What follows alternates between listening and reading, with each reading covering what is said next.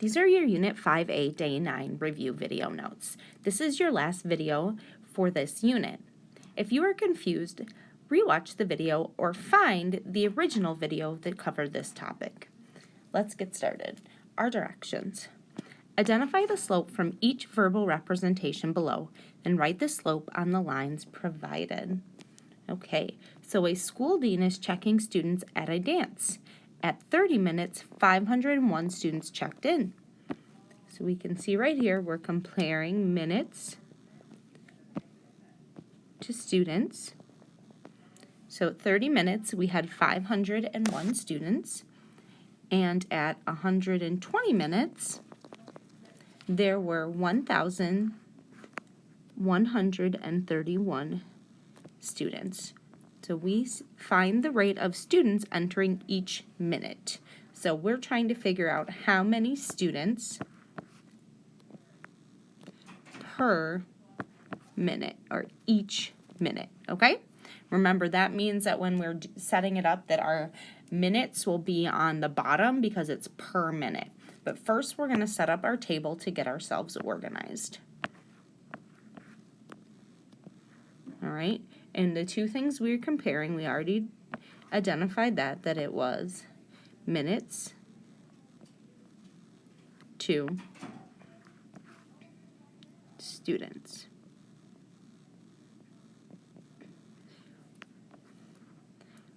When there were 30 minutes, there were 501 students. When there was 120 minutes, there were 1,131 students. Now we need to determine the rate of change. In order to do that, we find the difference between each of these. So we know that we are comparing, we're going to have our students, the change in students, over minutes, because it's each minute, so that means that our minutes is on the bottom, and now we find the change. To do that, 1,131 minus 501 is equal to 630. So we're subtracting those two. So there's 630. And then we do 120 minus 30. 120 minus 30 is 90. So we have 630 students to 90 minutes, and then we simplify by doing 630 divided by 90, and that is equal to 7. We have 7 students over 1 minute. So we found our rate of change. Remember, our rate of change is determining that pattern that happens over and over again.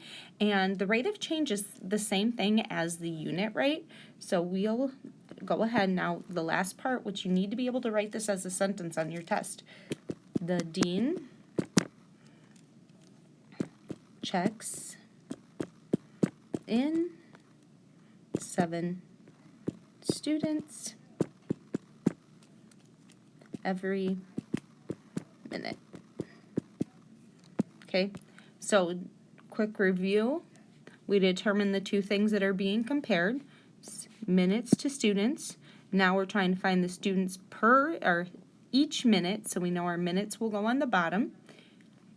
Next, we set up a table so we can find the change in students over the change in minutes. 1,131 minus 501, 630. 120 minus 30 equals 90. So we have our change in students, 630, over our change in minutes, which is 90. And then we simply simplify this fraction, which is 630 divided by 90 is 7 over 1. And this 7 represents students, so it's 7 students every minute. Right, let's try the next one. Henry started a savings account with $300. After 4 weeks, he had $460. What is the rate of change? So we're comparing weeks to dollars, and we want to know how much money is per week. So we know week will be on the bottom because it's per week, and then we start with $300. Because we're starting with $300, that means we're at 0 weeks. At 0 weeks, right when he starts, he puts $300 in. So first, let's set up what we're doing. We're comparing weeks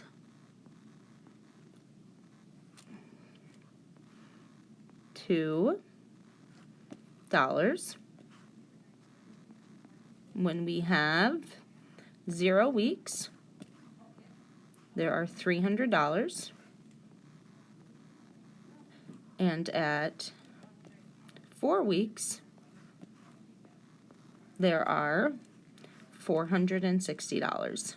Now to determine our rate of change, first we find the rate of change and that between dollars and weeks, and then we simplify.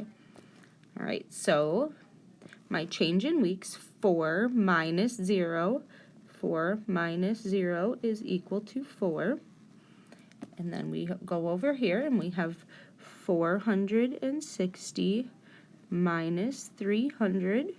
460 minus 300 is 160. All right, so now we go ahead and we set up our proportion to determine our rate of change or our slope. Remember, those are the same thing. Okay, it's per week, so that means our weeks are on bottom. So we have our weeks to dollars, and our rate and change, we have 160 over 4, and 160 divided by 4 is equal to 40.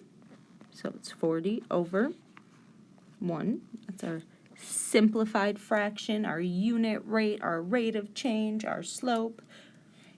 All right, so we have 40 over 1, so that means he's saving $40 each week. Okay, make sure you have this information in your notes. Right now, we're going to look at this next one, which is a different type of problem. Given the line that passes through the points 1, -5, and 3, 4, determine the slope. All right, well, we know slope is y number 2 minus y number 1 over x number 2 minus x number 1. So we have our formula, and now all we have to do is plug in our numbers.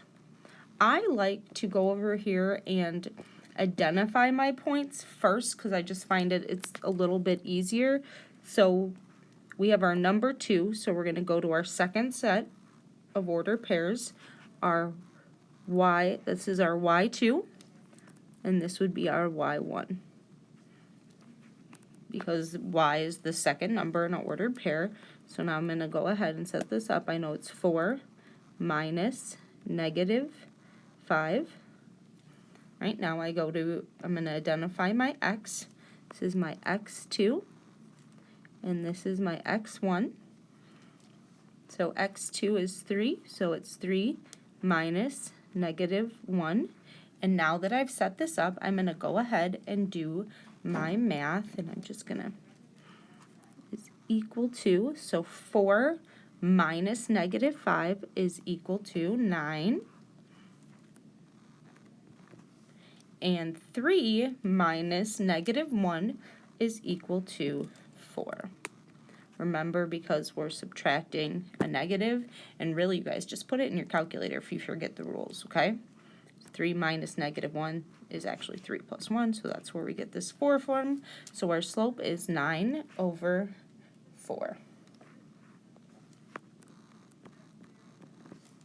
All right, 2 more problems in your review. Now this one, remember, you're given a situation and you have to determine which thing is correct and then explain it. So Liz and John were asked to determine the slope of a graph below.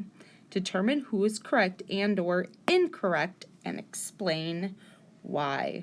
So we know that slope is rise over run. So I'm just going to pick one of my points. Doesn't matter which one as long as I go from, if I pick this point, my leftmost point, then I have to go to this one, okay? If I pick this point, then I have to go to this one. A rule of thumb is pick your leftmost point and go to the one next to it. So it's rise over run, so I have to count up how many I'm going up. So I count up 1, 2, 3, 4. I'm up 4. And then I count, see how many I am over, and I am 1, 2, 3, 4, 5 over. So my slope would be 4 over 5. So who is right here? It would be Liz. Yes, John had the right numbers, but he had a negative slope, and we know going this way is a positive slope. So Liz is right on the money. Good job, Liz. And Liz is correct because slope is rise over run.